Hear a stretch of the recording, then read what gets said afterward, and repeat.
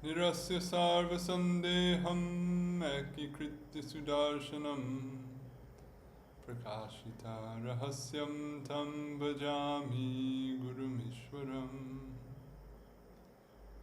namashrestam manumapi shachiputram matra swarupam rupam tasya grajamurupurim maturim gushtavatim Radha Kundam Girivaramaho Radhika Madhavasham Prapto Yasya Pratita Kripaya Shri Gurum Tam Natosmi Shri Govinda Pararavinda Marupananya Vilashojitan Purna Prema Rasutsavo Jalamano Vritti Prasannānāṁ Shajvad Krishna Katha Mahamrita Payo Rasho Murakedato Bande Bhagavatani Mananudavam Murna Nipatyakshito Namo Mahavadanyaya Krishna Prema Pradayate Krishnaya Krishna Chaitanya Namne Gaura Tvishe Namah Jayatam Surato Pango Mama Mandamate Gati Matsarvasva Parambojo Radha Madana Mohano Kuladi Devatamar Madana Mohan Jara Sevak Raghunatha Rup Sanatan Jaya Rupa Sanatana Bhatta Raghunath Shri Jiva Gopala Bhatta Dasa Raghunath Echai Goshai Kori Charana Vandan Jaha hoite vignanasha bhishtapuram Adadanastrinam dantoir yacheham puna puna Srimad Rupa Parambojo Dhulisam Janma Janmani.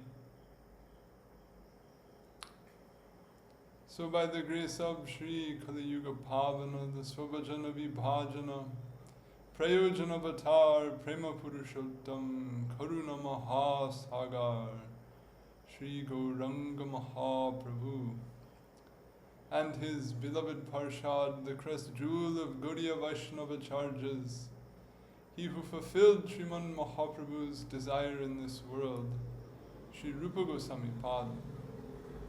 Again today we will continue our discussion of Padyavali.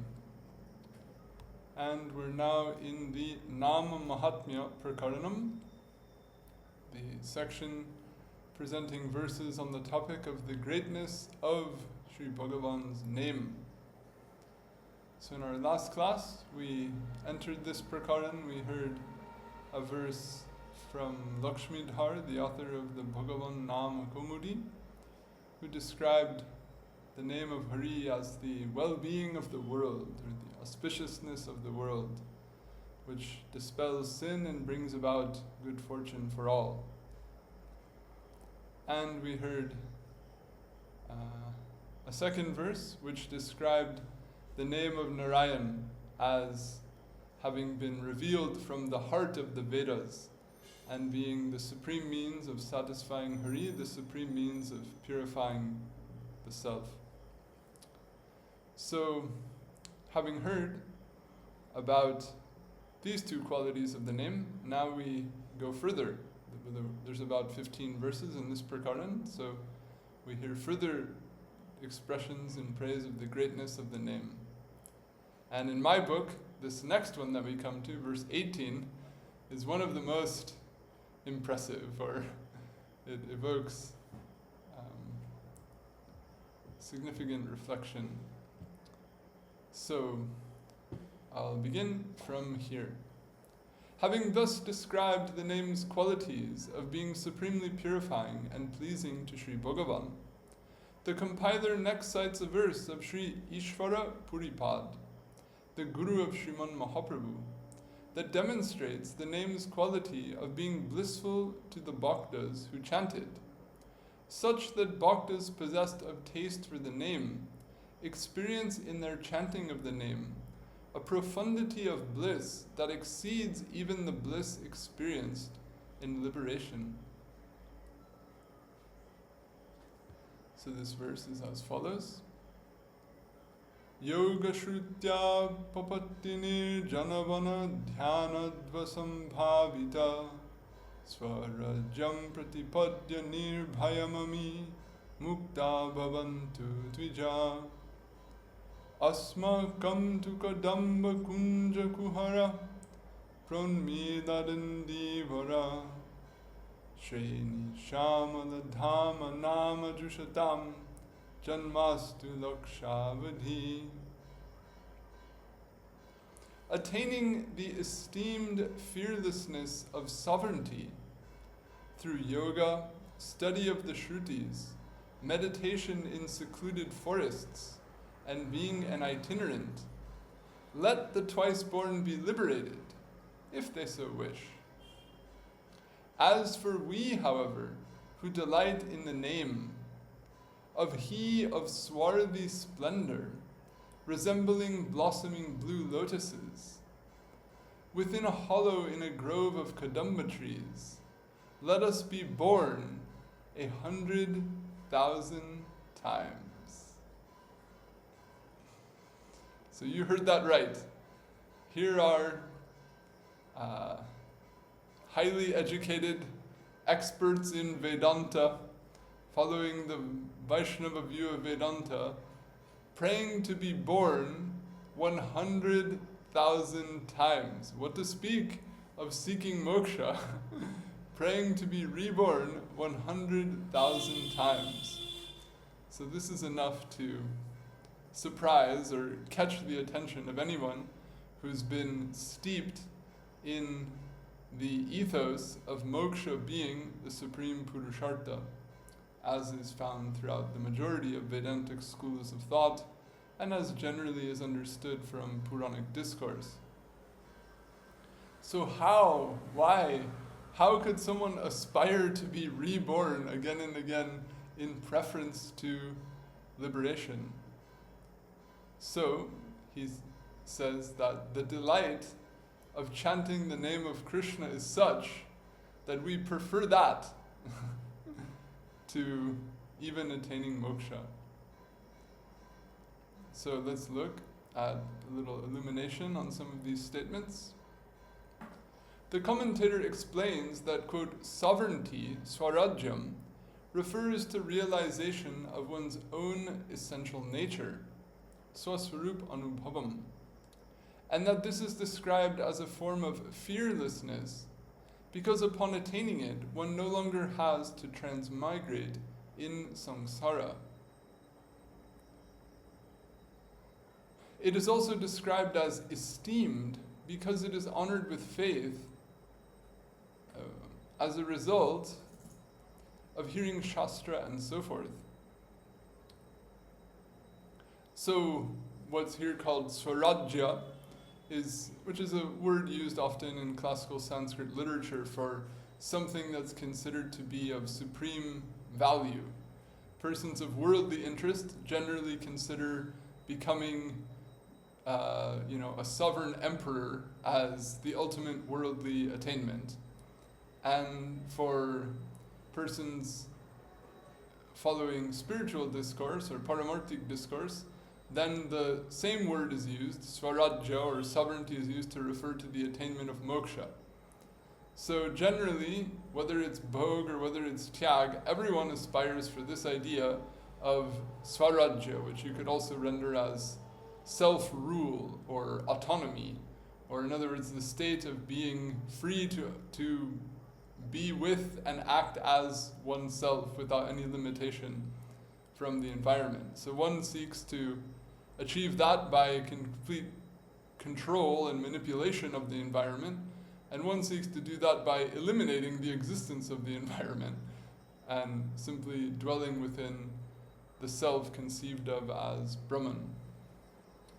So, in either case, here, specifically the notion of swarājyaṁ, or sovereignty in the sense of moksha, is what is referred to, which is considered harder to achieve and a sovereignty of a higher order than that which can be achieved within the world. And this special type of sovereignty, or this sovereignty of moksha, is esteemed because it's something that is an object of faith or conviction that is acquired through studying Shastra, principally the Vedanta. So the twice-born are Brahmanas, Kshatriyas, and Vaishyas who have undergone the requisite samskaras. So classically speaking, Shudras do not have eligibility to study the Veda. So the three higher Varnas do, and those who've undergone the Upanayan Samskar, who've studied grammar, who've had the fortune of studying with a guru, they're able to engage in Shastric discourse to hear about this in the classical sense, this ultimate ideal of moksha as being a higher attainment than even everything of the visible world. And so these fortunate, highly educated and good-natured persons, these twice-born persons, can attain such sovereignty by taking up the necessary practices, which are yoga, that is the eightfold path consisting of meditation, concentration, and so forth, study of the Śrutis, meditation upon the Paramatma in secluded forests, and being an itinerant, that is traveling to various sacred sites, not remaining in one place for very long, and so on. So the cultured, the educated, the good-natured, if they have all of these qualities combined, become able to take up the path of yoga or the path of jnana to become a type of renunciate or sannyasi and aspire to achieve moksha. So here, Ishvarapuri, the author, he says, let the twice-born be liberated if they so wish. In other words, we're not interested in this. So this remark implies that the author has no interest in such moksha or the aforementioned practices commonly employed to attain it. What then does the author value even more than these practices and moksha itself? Being reborn 100,000 times, meaning innumerable times. In other words, it's not that literally he wants that fixed number, but this is a high number used to refer to an indefinite period. So why? Why would a highly educated, cultured person, Ishvarapuri, who has all of these classical requisites, he's a twice-born Brahmin, he's highly educated, he's thoroughly studied Vedanta, he's fully aware of the entire discourse and process of renunciation, yoga, and so forth. He himself is a sannyasi, and yet he's wiping all this away like it's a childish pursuit. So why? For bhakti rasikas, the profusion of bliss experienced in chanting the name of Krishna is far greater than even the bliss of moksha. And thus, bhakti rasikas do not engage in any practices aimed merely at the attainment of moksha, but rather engage in constant worship of the name of Sri Krishna, accompanied by meditation upon his charming figure, that is replete with swarthy splendor that resembles blossoming lotus flowers, and situated in a hollow in a grove of kadamba trees in Vrindavan. So this is what you can say, an intentional, charming but somewhat vague description. In other words, rather than saying in the verse the name of Krishna directly, or something that's sort of telling of who Krishna is, rather there's just this sort of enigmatic, alluring, vague description that, and so, śreṇī-śyāmala-dhāma-nāma, which, can mean that person who's known to have this swarthy splendor which resembles blue lotus flowers, and is situated in a hollow of in a grove of kadamba trees. So this is evoking an image of Krishna in the forest of Vrindavan, perhaps specifically Krishna in the company of Radharani, some of her sakhis, engaged in rasa or engaged in some other variety of lila.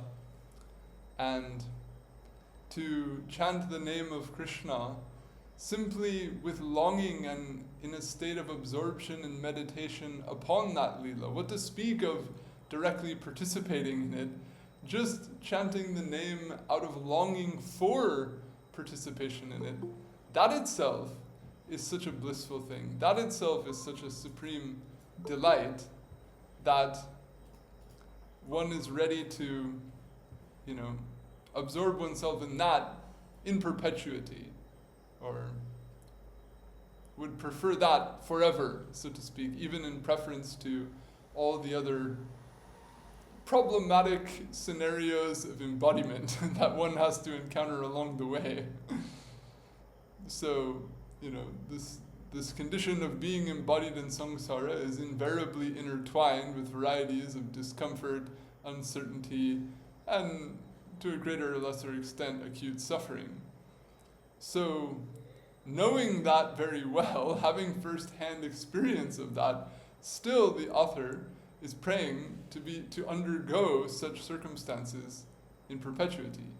Why? Because the delight of just chanting the name of Krishna, just longing for Krishna and chanting his name, that itself is such a profound fulfillment. That itself is such a profound, in and of itself, beautiful and fulfilling thing that it eclipses even the notion of achievement of liberation, or one would never want to forsake the prospect of someday entering into that lila of Krishna. So even if one would have to wait 100,000 births to do so, that is preferable than opting for a form of moksha which would preclude the potential from achieving that in the future. It could also be read in that sense. So the delight of pleasing Sri Krishna by worshipping his name, accompanied by meditation upon his form in this manner, is in and of itself so satisfying to the heart that bhaktas become completely one-pointed upon it, and utterly indifferent to the prospect of a mere form of liberation from samsara, devoid of any opportunity to engage in such bhakti. So, for a sadhaka, this may be difficult to relate to, or as the commentator put it here in his introduction to the verse, he specifically specified that bhaktas possessed of taste for the name experience such a bliss in chanting that they have this desire. So, for a sadhaka who doesn't have that same taste, who suffers from distraction or other challenges in the course of chanting, then this is something to reflect on, this is something to consider, that if only one had greater taste for this name, then in that very act, in that simplest, most accessible possible act, which, as we'll see a few verses later, is stressed as another point in terms of the greatness of the name, that something that is so profoundly spiritually beneficial is also so easily accessible to the extreme to nearly every human being, save for a few who are unable to speak or somehow otherwise unable to hear the name. So something that is of such a high order of benefit and yet so broadly accessible, what a treasure that is, what a wonderful thing that is. This is a point that will come later, so I won't elaborate further on that. But if one were to just have sufficient taste, sufficient appreciation for the grace that name is a manifestation of, and furthermore of taste and appreciation for the namin, or he who is named by the name, then just that very act of sitting, meditating upon Krishna in Vrindavan and taking his name would become an activity of such profound fulfillment, such profound delight, that one would become so serene, so peaceful, so content, that no sorrow, no stress, no fear, nothing of the world would daunt one. Not even the prospect of undergoing, the turbulence of existence in samsara another 100,000 times would deter such a person from such relish. So what this also directs us to is how bhava is so fundamental to everything. It's not actually the activities of bhakti even that produce or are the substance or the experience of them, but it's the attunement of the psyche with which they are done that brings out or enables such a profound experience of bliss and fulfillment to be had within them. So elsewhere, as something I don't want to jump ahead too much, but again, we'll come to in a later commentary, is a point that Jiva Goswami makes, where he makes a distinction between what he calls sneha sangyukta sankirtana or kirtan and kevala kirtana, or a difference between chanting the name of Bhagavan plain, if you will, or without affection or love for him in particular, and then doing so with love.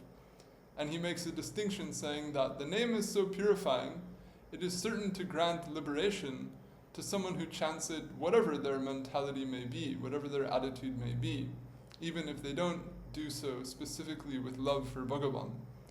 But he says that those who chant the name and achieve liberation, but chant it without that love, they can achieve salokya mukti.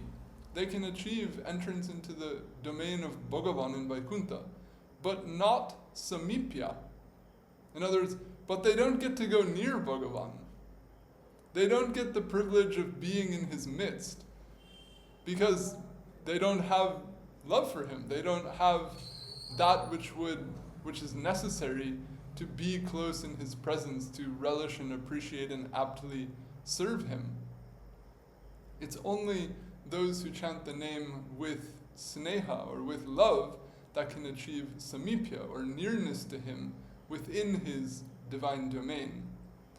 So what then is important? Is it important to simply stress chanting?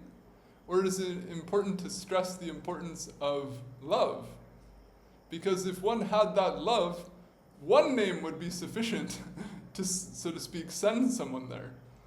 So what this verse here and what that point that we'll come to in a later commentary stresses is that the attunement of the psyche, or the attitude, the spirit, the degree of loving attachment with which any of these activities are done, that's the all-important thing. That's what determines the quality of the experience in the present, and that's what determines the quality of the outcome or the ultimate attainment in eternity.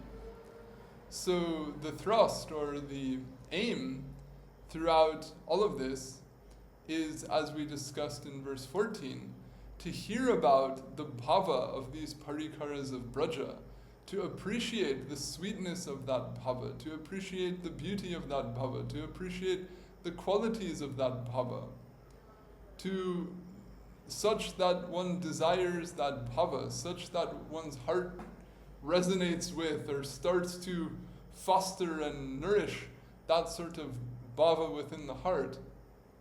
This is the all-important thing. This is the central necessity. This is the central focus of this path as the Goswamis have designed it. So although there is so much, you could say, general glorification of these different activities, irrespective of the attitude with which they're performed, and stress is even put on the power of these activities to benefit people despite whatever attitude they may have, nevertheless, we can say it's the great foresight and the great depth of appreciation that our acharyas, Rupa Goswami, Sanatana Goswami, Jiva Goswami, and so forth, have for these things, that have given us such a precise and subtle grasp of what is of the deepest and most significant import within this entire culture of bhakti. So this verse here of Ishwarapuri, to pray, to say, let me be born 100,000 times, just so I can chant the name of Krishna, thinking of him seated in a hollow in Vrindavan. What type of taste is that? What type of depth of self-giving and absorption is there in that? This is what is to be cherished. This is what is so worshipable in the heart of such Vaishnavas, or in this case, such parikaras of Sri Bhagavan. So, this is a very significant statement. And as we'll also come to points later in the Padyavali, such as a statement of Mahaprabhu himself in the Shikshastak, where he prays, let me have bhakti birth after birth, where many are acquainted with this statement, I don't want wealth, followers, etc. Let me just have unconditional bhakti birth after birth. And essentially what's said here in this verse is the same, but somehow to say birth after birth sounds a little light. To specifically request a lack of births, this makes the point a bit more vivid. So, anyway, I won't belabor it. I'll leave it at that. So now, coming to the next point. Oh dear. Sorry. What's going on there? Having thus described the profound bliss felt by bhaktas as they chant the name of Sri Krishna, the charming cowherd of Vrindavan, the compiler next cites a verse that describes the name's being, like Sri Krishna himself, a reservoir of all qualities, and thus also a bestower of well-being, both for those who desire to worship Sri Krishna specifically, and for others as well. So this verse is as follows. Kalyāṇānāṁ nidanam kali-mala-mathanaṁ pavanānaṁ patyayam yamamuksho sapadi parapada-prāptaye prochamanam viśrāma-sthānam kavi-vara-vacasāṁ jivanam sajjanānam bijam dharma-drumasya prabhavatu bhavatam muktā kṛṣṇa-nāma. A reservoir of all forms of good fortune, the destroyer of the contamination of Kali, the purifier of purifiers, the provisions to attain the supreme abode for a seeker of liberation immediately upon being uttered, the sole place of rest for the words of the best of kavis, the life of the sadhus, the seed of the tree of dharma. May Krishna's name increase the well-being of you all. So here in the commentary we'll look at each of these qualifiers used to describe Krishna's name. The commentator explains that a reservoir of all forms of good fortune is stated to describe the name's ability to bring about the desired results of rites and various other meritorious deeds, even when these acts are not performed in accord with the standards of proper procedure, as is also described in Srimad Bhagavatam. Quote, continuous sankirtan of you, Sri Bhagavan, makes flawless all flaws related to mantras, procedures, places, times, eligibility, and ingredients. So to conduct a fire yajna is actually quite difficult to acquire all the ingredients and keep them all in a state of ritual purity, and to follow all the protocols and pronounce all the mantras in proper order and ensure that the astrological timing and all the participants and everything is all properly in order. It's quite a task. So inevitably there will be some imperfections along the way. So here it says that chanting the names of Bhagavan can make right whatever flaws were found throughout the process. So whether it's charity, whether it's sacrifice, or various other types of meritorious deeds that are commonly performed on the karma marg, the consequences of not following the procedures are enforced, so to speak. But when it comes to chanting the name, this is not the case. It can make right those imperfections. So it is found in the protocol for many types of sacrifice to engage in some nama sankirtan at the conclusion, so as to accommodate any faults that may have occurred. Regarding, quote, the destroyer of the contamination of Kali, Sri Sanatana Goswami Pad cites the following verse from Skanda Purana in regard to the power of the name in the age of Kali. Quote, do not fear the sharp teeth of the poisonous serpent of the age of Kali. It shall be burnt to ashes by the fire of Govinda's name. So perhaps this is building on the analogy of a snake dying in a forest fire. Often this is mentioned in classical literature. So if Govinda's name or the Sankirtan in the age of Kali is like, a moving conflagration, then the circumstances or the difficulties of Kali are like the snakes, slithering about in the midst of that time in those places, but they won't bite you, they'll be burned by this purifying force of Govinda's name. Regarding the purifier of purifiers, the sense is that the name is supremely purifying, meaning it is more purifying than all other means of purification, such as atonements, austerities, and so on. Sri Sanatana Pad cites the following verse from Kurma Puran in this regard. Quote, the crores of purifiers, that is, means of purification such as atonements and austerities, which exist on the surface of the earth, never compare with continuous chanting of Krishna's name. So sometimes if persons have some astrological difficulties or they're, commit some wrong, then out of some anxiety about that, I'm talking about even persons who are following the path of bhakti, they think, oh, let me also do this, or let me also add this to counteract that. But nothing can counteract and right the influence of anything untoward better than the name of Hari itself. This is what is stressed here.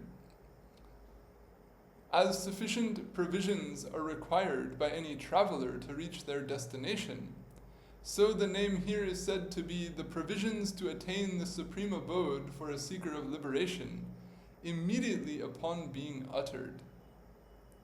In other words, just chant the name once and you've got everything you need to reach the domain of liberation. Sanatana Pad cites the following verse in this regard, quote, the two syllables Hari are the provisions for the departure of the prana from the body, the remedy for the disease of samsara, and deliverance from suffering and sorrow. So, with the name one has all the provision required to reach one's destination. This can be drawn out broadly. The names being the sole place of rest for the words of the best of kavis is explained by the commentator to mean that the speech of the great kavis like Vyas and Shuka ultimately praises the name as the means to success with respect to all forms of meritorious action.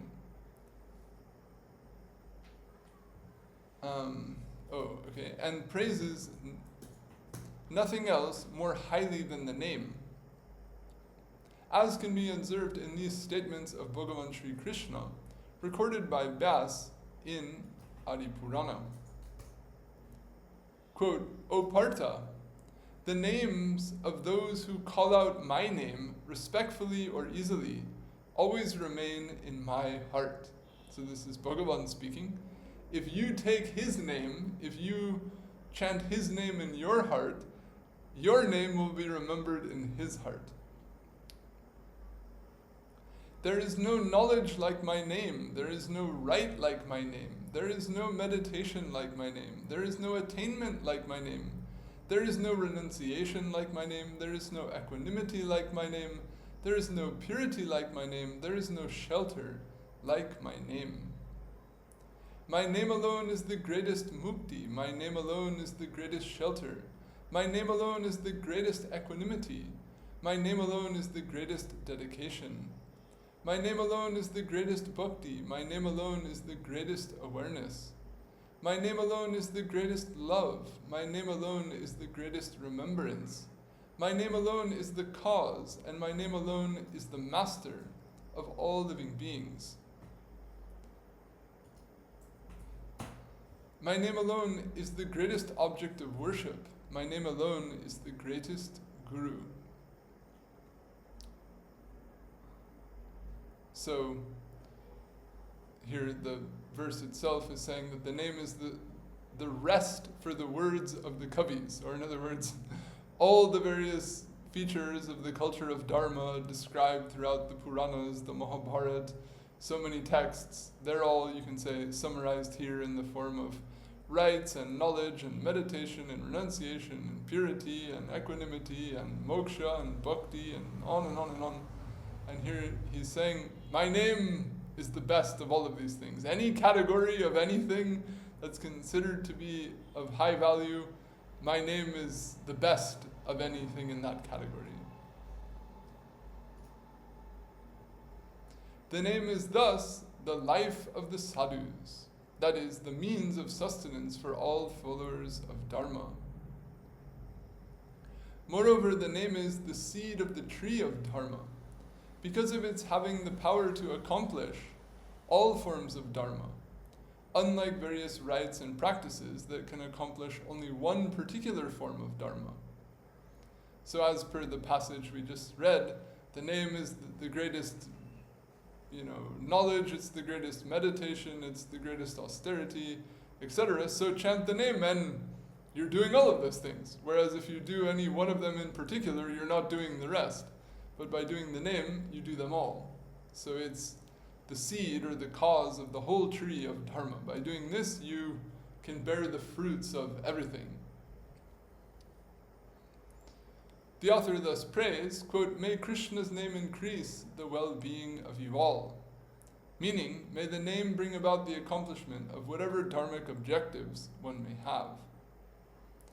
So this is one perspective because, again, some of these statements, they're quotations from anonymous or other writers. They're not necessarily all originally composed specifically with the line of thought of Shuddha Bhakti as conceived by our Gaudiya Acharyas in mind, but we can read the statements in that line of thought, or in that light, so to speak, or in a broader sense. So this interpretation that we've read so far is conceiving of the verse in that broader context, but we can also recontextualize all of the statements in a more, so to speak, narrow way, or a more specific way to the path of Uttama Bhakti.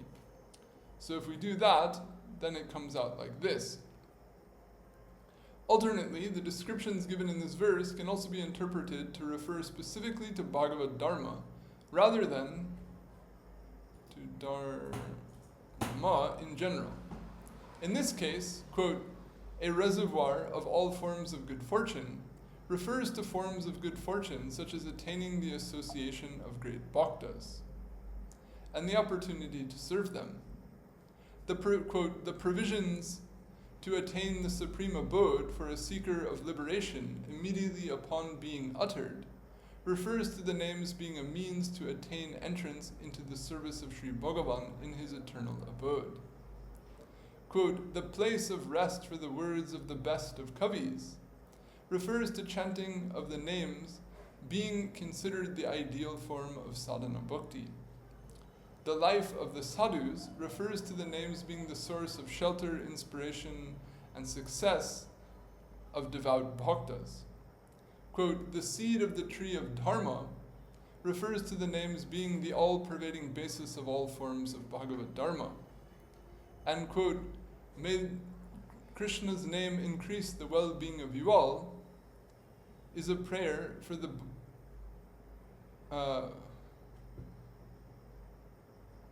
for the bhakti to Sri Krishna of all who take shelter in the name to flourish. So, in other words, we can conceive of the word dharma, we can conceive of the idea of a poet, we can conceive of the idea of sadhu, all specifically in the subcontext of Bhagavad Dharma. We can conceive of liberation as a reference to the eternal seva of Bhagavan in Vaikuntha, and so forth. So, two ways of reading it. Both senses are equally applicable according to the appropriate audience. So I'll read one more. This is verse 20. Having thus described how the name is a reservoir of qualities that brings about all types of well-being for those who chant it, the compiler next cites a verse that describes the benefits of even just desiring to chant the name, which implies a fortiori that the name is a cause of tremendous benefit for those who actually chant it. Is a cause of such tremendous benefit for those who actually chant it that they are simply that it is simply ineffable. Sorry, I did it on the fly. It saves a lot of time. So here, now to give stress to the power of chanting the name, now it's going to be discussed. What are the benefits of just wanting to chant but not even actually doing so? So the following verse from an anonymous author says the following. Vepante duritani moha mohima sammohamalambate sankam nakarajjanim kalati Sri Chitragupta kriti Sanandam muruparkasam britividho veda karutyudamam Vaktum namni taveshvara bhilashite Brahma kiman yatparam. Sins tremble, extreme delusion becomes stupefied. The expert Sri Chitragupta apprehensively takes up his nail chisel, and joyfully Brahma starts preparing a preparation of Madhuparka, when your name is even desired to be spoken. O Ishvara, what more can I say beyond this? So this is a charming expression. Quote, sins tremble conveys that it is as though they tremble in great fear, seeing that their end has drawn very near. So like, soldiers in a war, criminals caught by, the authorities, they're trembling, thinking now they're going to be finished. And the commentator explains that extreme delusion refers to an exceedance of that which causes the mind to err and produces minus or attachment to one's body, house, wife, son, and so on. That such extreme delusion becomes stupefied means that it becomes unable to cause any effect, like the light of a glowworm during the day. Which is an interesting metaphor, which is just to say that the glowworm does glow, it's just that there's no way to see it, it's insignificant. So it implies that there may always be some residual sense of attachment or sense of things belonging to oneself in samsara, but under the influence of the name or when the mind is fully purified, then this becomes insignificant. It becomes purely, lightly vyavaharik, so to speak, and of no source of detriment. But that's a rare state of mind, and what's being emphasized here is the power of the name to reduce the typically thick and difficult to remove tendency to see the world in the context or in the skewed according to the sense of what is mine and how what is mine can be enlarged and protected and so forth. Then, Sri Chitragupta is the expert scribe of Sri Yamaraj, in charge of recording the merits and sins of all living beings.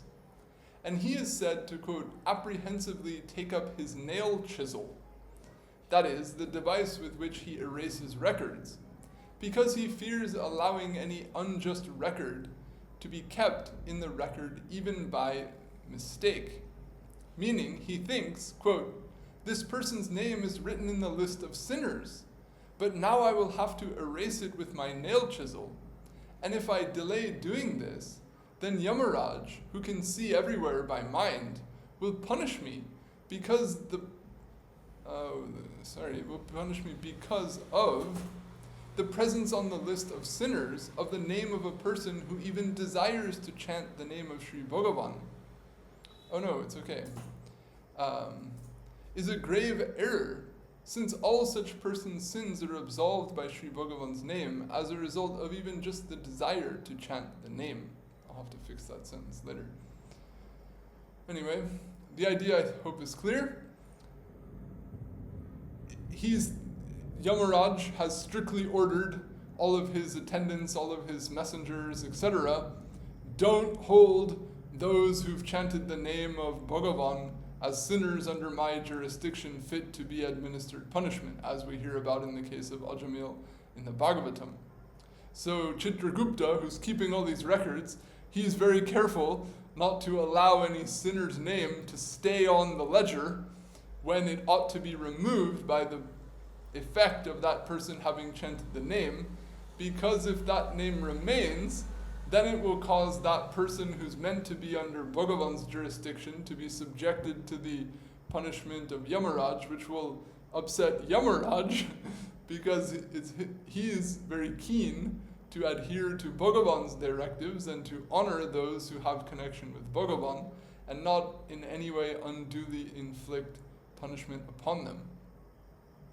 As we hear about in the Chaitanya Bhagavat, in the case of the deliverance of Jagai and Madai, when Yamaraj and Chitragupta saw this transformation and this deliverance of Jagai and Madai, Yamaraj was like fainting in ecstasy and completely overwhelmed by this. So this is something that they're very keen about. Although they do their duty very carefully, at the same time they're very, very attentive and desirous to show due regard for all of those who take Bhagavan's name. So this is the sense that's being applied here, is that as soon as someone is just not even chanting the name, but desiring to chant the name, that they're about to chant the name, then Chitragupta has his eraser ready, going, okay, I'm ready, okay, chant, and then cut. The name is off the list. He doesn't want the name to be there even an instant too long than it needs to be. Something like this is what the poet is envisioning.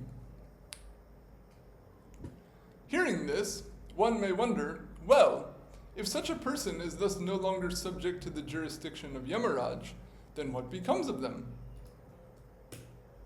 Thus, the author then says, joyfully Brahma starts making a preparation of Madhuparka, thinking, quote, by soon speaking the name of Sri Bhagavan, this person will certainly go to Vaikuntha, and as they pass by my abode on their way, I must honor them, because they have become supremely worshipable. Out of eagerness to behold Sri Bhagavan, however, they will certainly not delay their journey. So, I should quickly get some Madhuparka ready. So, once this person is on the way to Vaikuntha, they're not necessarily eager to stop here off in this loka and stop off in that loka and talk about this and chat about that. They want to go straight to the feet of Bhagavan, as we hear about in the Gopakumar. Bhagavatam likes to point out that statement of Sanatan, that when Gopakumar is going up in the chariot, ascending fast, high above all the lokas, and he looks back and sees all of these domains in the universe that in the past he had dwelled in and ruled over and experienced in so many ways. What did he feel? It says it was a green aspada. It was like abhorrent. It wasn't great. It wasn't beautiful. It wasn't some object of adoration or evoking a sense of wonder. It was like, let's get on from here. Let's get to the feet of Bhagavan. This is asar. This is devoid of that essence which is now my all in all. Something like this. So therefore, Brahma knows that there's persons on their way to meet Bhagavan. They don't want to stop. They're not inclined to take puja here and there and all this. They don't have time. They're not interested. But nevertheless, he wants to honor them. He wants to give puja to them because they're so worshipable. They deserve it. So if I have the puja stuff ready, then they won't delay. Even if they don't want to stop, I can just come quick and give them some offering of respect without delaying their journey either. They'll be happy, I'll be happy. Good solution. So he's quickly getting his madhuparka ready. And madhuparka is, we hear it, I think it's even mentioned in the Vedas themselves. It's a mixture of either ghee, yogurt, and honey, or you may add milk and sugar as well. And it's considered like a desirable, classy way of giving us a very small taste of sweetness and richness to a guest as a way of welcoming them.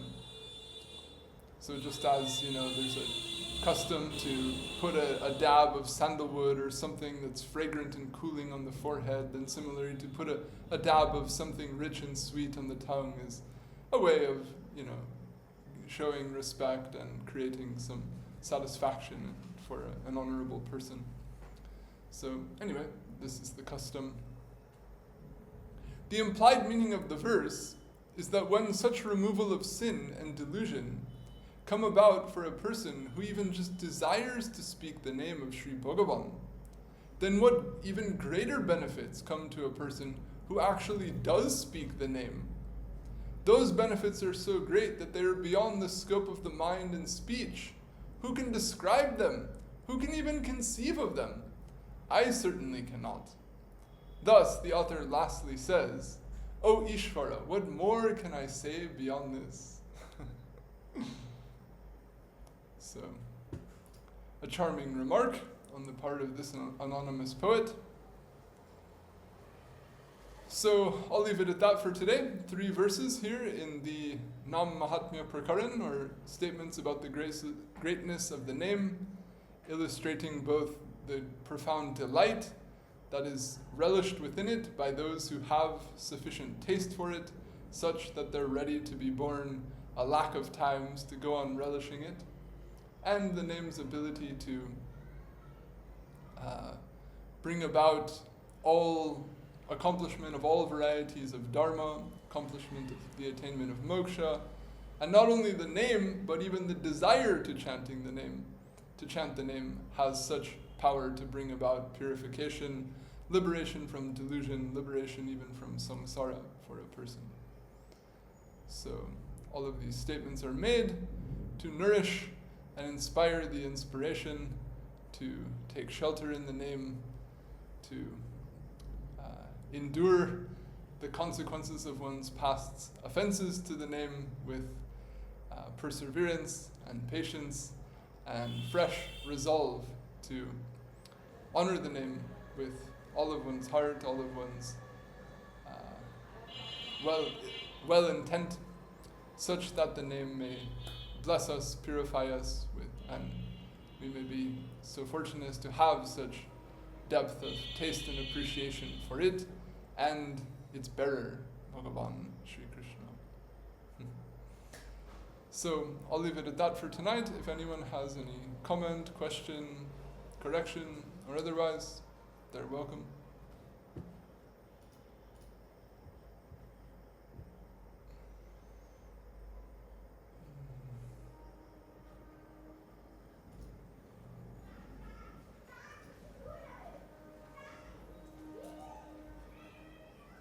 All right, then I'll leave it at that. Vaishnavebhyo namo nama. Jai Shri Guru, Jai Shri Gaur, Jai Jai Shri Shri Radhe Shyam. Jai Shri Radhe Shyam.